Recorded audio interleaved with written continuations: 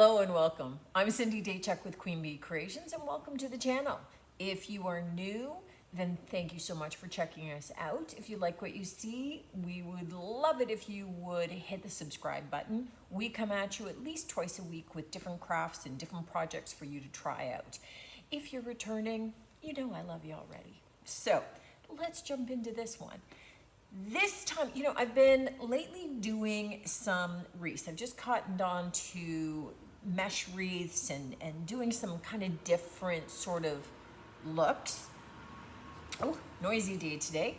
And so we're gonna do a more Christmassy kind of inspired wreath in kind of this burlap mesh, so a poly mesh kind of striped look, and I have some of the moss green mesh as well.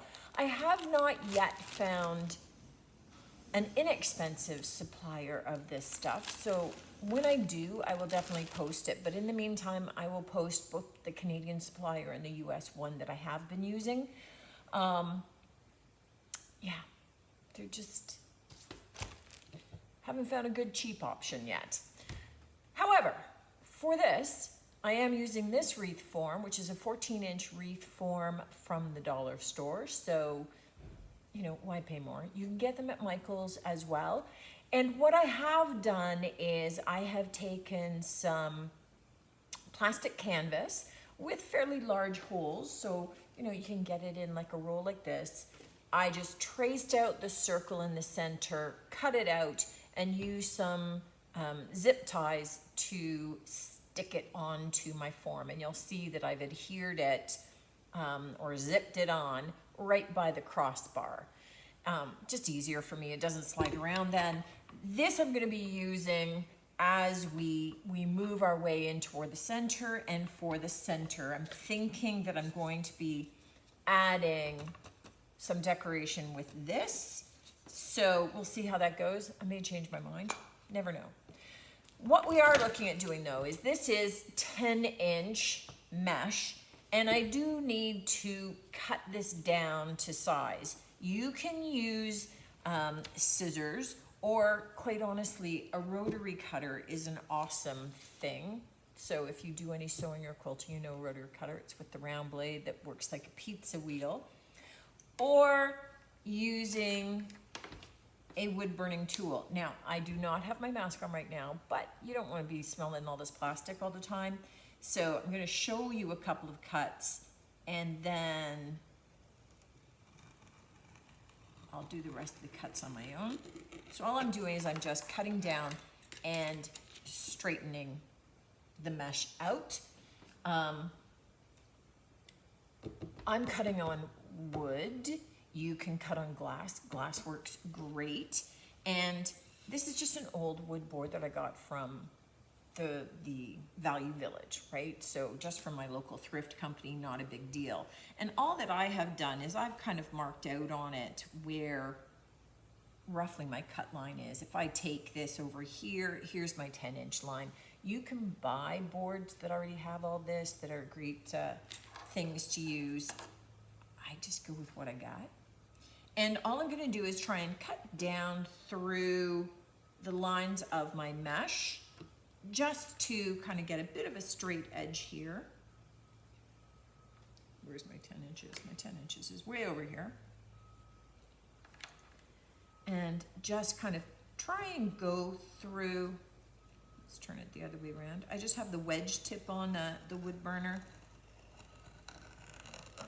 And you just cut down, create a nice straight line. So we are going to be cutting the entire roll. I'm going to be looking at doing 2 rows of this with the green in between. So I know I'm going to use at least this row, this entire roll, probably most of it just even on the outside. So I am going to cut all of this down into those 10-inch squares. And I'm going to be cutting this down into the 10-inch squares just so that while I'm on a cutting frenzy, I get most of that done, and then we'll be ready to move on to the next step. Well, as sometimes happens, when I went to put this video together for you, I discovered that the entire instructions on how to put together the petal, and to attach it onto your wreath form was missing. I thought that was kind of critical information. So I grabbed another wreath form. You'll notice this one does not have the mesh, but you'll get the idea. And because I'm doing a different petal than in previous videos, I wanted to be able to show you this one, making sure that you see it in some detail. So I happen to have one extra piece of this mesh. So for continuity, you'll see the same color. For the petal, what we're going to be looking at doing is putting the good side top and bottom for this. So our cut sides are on the left and right. I find it easiest to just kind of turn it slightly. And we're going to take that point and just turn it down slightly. And the bottom point, point it up slightly. In previous ones, you've seen me fold them in significantly more. This is just slight. We're making a much bigger petal. And all that we're looking at doing is then just scrunching it. That's a technical wreath making term, I'm sure. So just kind of scrunching it up together to meet. In essence, it makes like this really large kind of bow tie with pointy ends. What we want to do is take these and fold one good side over the other good side. So we're making like a really nice, sorry, schmutz on there. We're making a really nice big petal, and they curve out like this, which you're going to see that as we put together our wreath, it's going to start layering on itself really nicely. Now on our wreath form, we have an outside row 1, moving in is 2, 3, and then 4 is the far inside. We're going to attach this onto the second bar, right? So 1, 2, 3, 4. We're doing it onto the second. And we do that so that it can use that outside row to kind of stop it from turning any farther out. Otherwise, they could swing right in. So we're going to attach it there. And I like to attach my first one using my zip tie to the crossbar as well, so that it kind of stays in place, holds its shape. And we just kind of use it to center itself. Now, because I am doing this after the fact, so meaning my actual wreath is already finished, I know for a fact I'm going to be using 5 of these big petals for each section. There are 6 sections, which means I'm using 30 petals for that outside rim. What I will do for each of the other petals is lay each one slightly overlapping. So we'll have them all kind of overlapping slightly as we go, which will make a really beautiful pattern, right? So we're just going to be attaching like this. You can cut down this excess as you go or as you get a number of them in a row, but we're going to do 5 per section and attaching. The only other thing that I do is that you'll notice that this one is angled a particular way. I tend to then angle the next zip tie the opposite direction. I just find that it helps keep all the petals kind of lined up nicely by alternating the direction. It's not a do or die thing, okay? So you're perfectly okay not to do that. I'm just letting you know what I tend to do. But it just tends to keep them lying straight. I'm sure that if we always did it in one direction, you could get a nice twist happening. So I will perhaps try that in another one. But for our purposes today, I just like them to be overlapping slightly and just staying nice and straight. So I do alternate. That's it. This is the wreath so far. I'm loving how you get that you kind of get that triple tone effect. You see, like, with all those colors from that sort of plaid fabric, and we get all those red tips toward the end. So I'm digging that. The next step is I just want to add in the green. So we've got a bit of that moss green in that effect. I want to get that moss green up in here before we do another row of the red plaid. Now I will say this, I did use 30 petals around the outside, and I'm really enjoying the look of these big wide petals. I'm gonna do the same technique with the green, which is a little bit more see-through, a little bit more meshy, so it'll have a lighter look. But I did 30, and I think I cut 35, so I'll use the next 5 when I move on, and I'll let you know, I'll update you on how many of the green ones that I use. But I'm gonna do the same kind of petal, just fold in slightly and just kind of pinch them all, just scooch your fingers along and then lay them over top. And then this one, we're going to take down into, I want to have enough that I cover all of these zip ties. I was gonna say twist ties again. I have this real block on the zip tie name. So I am gonna do it to this second in, which is third from the outside, second from the inside. With that next row, I'm gonna go down onto the mesh. But I want the more concentrated look of it to be closer up to all of those nubs, to kind of hide them a little bit. So we're gonna attach them just the same way and zipping them on. I'm just going to be attaching these kind of in between each of my existing ones. So it'll just sort of fill in between. Apparently I can only scooch them up, not down. Yep, I'm a sliding up kind of gal, I guess. It's just didn't work for me the other way.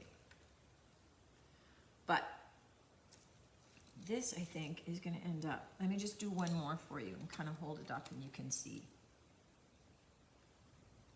a little bit of what it's gonna look like here. I'm really excited about this one, and I'm hoping that my idea for the next piece is gonna work. So it's gonna introduce a lot more of that green into it. You can see that we're getting a little bit more of the taupe and the red showing up on the outside before we start pulling in. So I'm thinking 1, 2, 3, 4, 5. I'm thinking that we use 30 on the outside, and we're gonna be using 30 on the inside as well. So it's gonna be the same number. It'll be reduced once we go in toward the center for sure, but we're gonna be using just as many of the green going around the outside. So I'm gonna carry on, get all of my green ones cut and inserted, and then I'll be back and show you what we're going to do for the next row in, and then the middle. So stay tuned. All right, I finished the green. So this is the wreath. And what we're going to be doing now is adding more of that red color back in by doing that next row of the red. We're gonna be doing the same petal, so keeping it consistent. So just folding just the edges in so we don't have them spiking, and then pinching all the way across, laying them over top. But now we're going to, and I like to start by one of those crossbars just so that I can kind of keep track a little bit to kind of keep it even. No, it's the only way I got. So I'm going to be taking it in about 2 inches. So I'm looking at this going, that's gonna be too small. So I'm gonna have to figure something out. But I'm gonna carry on with this. And I'll worry about that later. It's like, okay, tomorrow's another day. Worry about that then.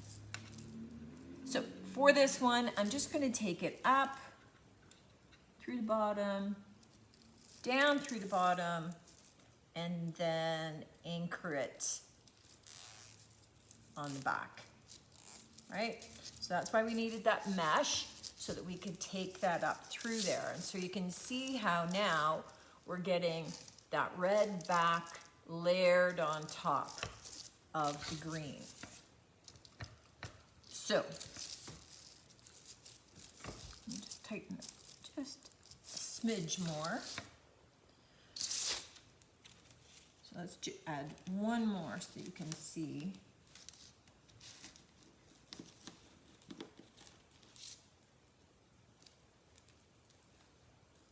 Lay those on top of each other. And we're going to take this one down right beside it. And you could draw a circle on the plastic canvas if you wanted, to ensure that you're kind of following a rhyme and reason, if that helps you stay on track and not have all of them kind of scooching all over the place. Or you can just eyeball it. And then ultimately on the back, of course, you'll come back and you'll cut those lines off. But we're just gonna take this all the way around that circle. And I'll let you know when I'm done how many of those I've used in that center circle. So we did 30 and 30. We are definitely not going to be doing 30 in here, but I am thinking 1, 2, 3, 4, 7, 8, 9, 10. I am thinking that we're going to be doing at least 20. So I'll check it out and let you know the exact count when I'm done, but we'll do that, and then we'll come back and see what we're going to do. Because if I'm doing this in the center, these are going to be exposed. So I think that I still have to take something in there and then nestle that down on the center in front. Okay, I'll figure it out. I'll work it out. It'll be okay. So I'm going to carry on, get more of the red down, and then we'll regroup to plan our next step before the center. But it's looking awesome. So I'm loving it so far. So this is our wreath with the last of those pieces put in. And I did need 19 in the center. So 30, 30, 19, 19 or 20 actually would probably work perfect. Now, I am looking at using that split half ball in the center. That was my thought. That was my plan. I have also discovered that another section of the video went missing. So I am not having the best of luck with this video. But trust me, the wreath turned out lovely. What I wanted to show you is what I actually did for the center. I took the half styrofoam ball that I had and I painted it silver. And I painted it silver because I have these little silver jingle bells. I got a bag of them. I just happened to come across them at my Value Village, so local thrift shop. And I got a huge big bag of them for like $5. It was a steal. It was like 2-3 months ago. I didn't know what I was going to do with them, but I knew I would do something. So all that I had thought that I would do, they have this little hook on the back. I would take the floral pick, put them on there, and simply push them into my styrofoam. And what I was looking at doing was doing that so that the entire ball, this half sphere, was covered in these little jingle bells to use in the center of my wreath. And that's what I ended up doing. So it was just as simple as stringing them all on and sticking all of these picks in. And what I did do was go all the way around the outside and then do the next row and the next row and the next row until I got to the very point.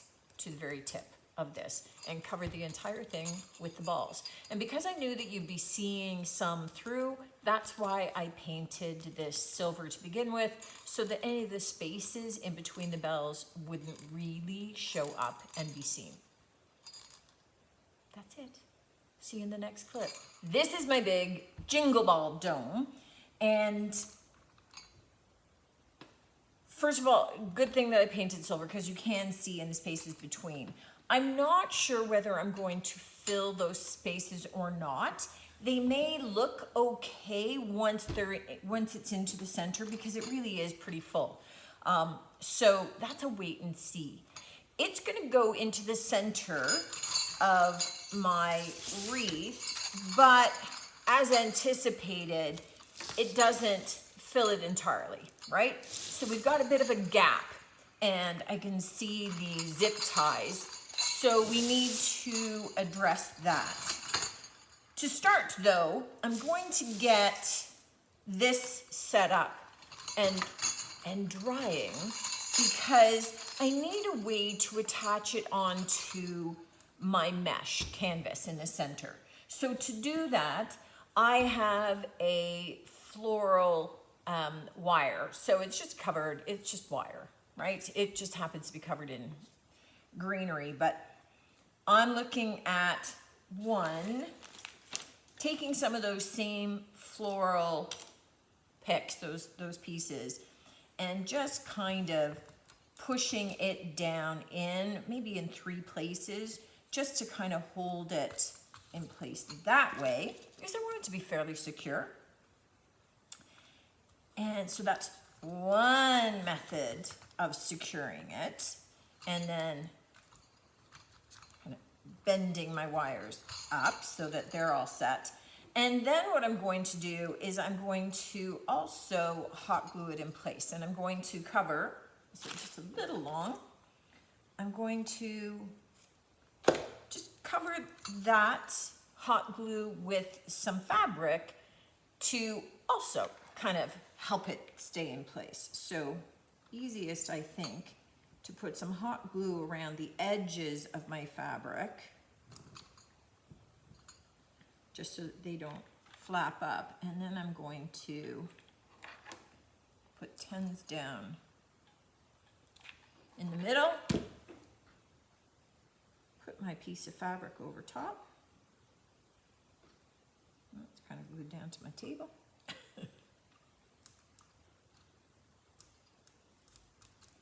And just kind of pat that in place. And that just will provide a little bit of extra security, because this piece is going to go down against the mesh canvas as well. But it's just, we want it to stay fairly well anchored, and I want that to kind of sit off to the side and cool. So the next thing, let me unplug my glue gun.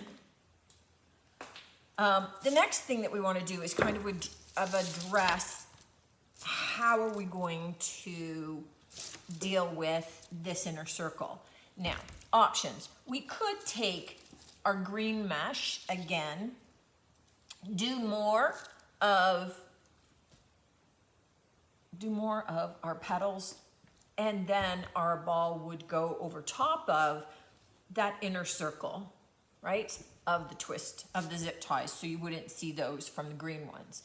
But I decided to just kind of, I don't want tons of that green hiding the red. I like to have more of the red visible. What I am doing is I'm rolling either end, so the rough ends, so I've got the good end, top and bottom, rolling the rough ends together, so it makes almost like a little double scroll. And then I am just pinching in the center. That's where my pipe cleaner is going, and I am going to attach that down in. So you can see that by doing that, I end up with a lot more fullness in here, and it's going to give me more options for keeping things covered without having to break into another roll. And it's going to give me the filler that I need, but still a lightness in there. So that's the new look. that we're after on this one. So the little trick with those, kind of that tube look, is when your attach is, you can get them going sideways with the two sitting up like this or this way. And it all depends upon whether you put your two wire ends in vertically or horizontally. So I put them in vertically relative to the rest of the leaves so that each of those petals goes sideways around here, which created more filler in essence.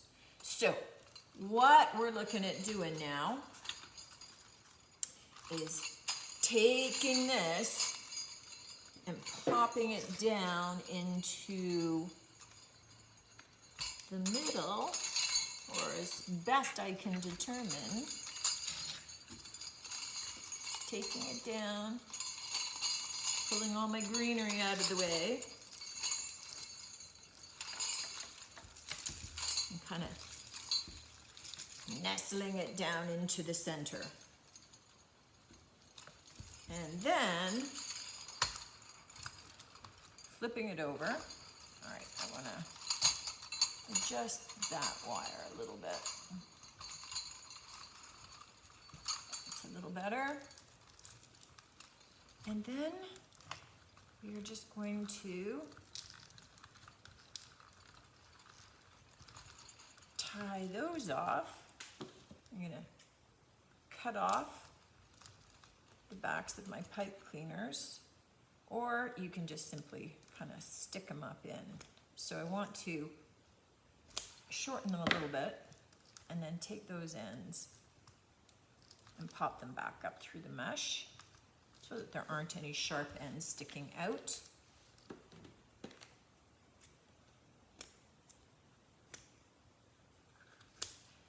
And I will do the same with this so that this is all attached. And I will just finish off the back and then flip it over and you can see where we're at. And there's our finished wreath. So I like it with the little bit of the green kind of offsetting there. We still have lots of the red showing here. And then we have those amazing little jingle balls in the center to add kind of that little festive touch. So again, when you are putting these together, recognize that you got still flexibility in terms of what you would do in the center, what's going to look good. The other thought that I had was wiring up some pine cones to be able to put into the center. I do have these little red picks that I had debated popping down in there, but I think it would be overkill. I think I'd like it better with just the simplicity of those bells in the center. So I'm going to just kind of clean off a couple of the little edges here and go hang it on my door and take a quick picture for you, and let me know if you give it a try. I think that I'm loving the mesh. There's a lot of flexibility with it. You can see already the different look that we had just by the fold and the twist technique. Here, completely different, getting those little tubular looks as well. So it kind of gets my head going with additional looks that I can try for some things. And I do have another Christmas version that I want to do up. So look for that in the coming weeks. I probably won't make you wait too long because I'm eager to get started. But let me know if you give it a try. Certainly let me know if you have any questions. And I look forward to seeing you next time. Take care.